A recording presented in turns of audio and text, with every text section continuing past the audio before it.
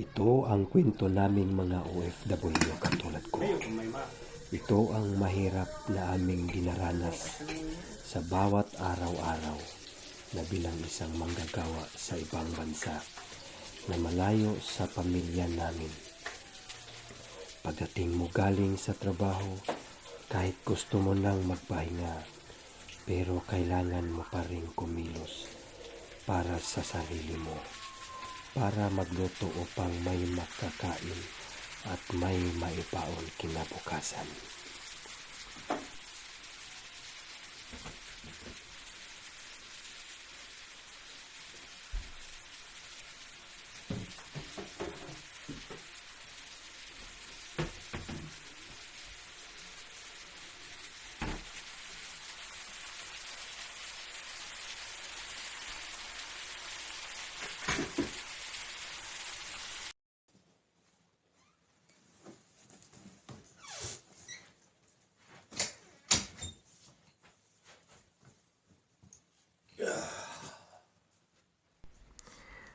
Pagtapos ng mga gawain, oras na upang makapagpahinga sa haba-haba ng araw ng pagtatrabaho.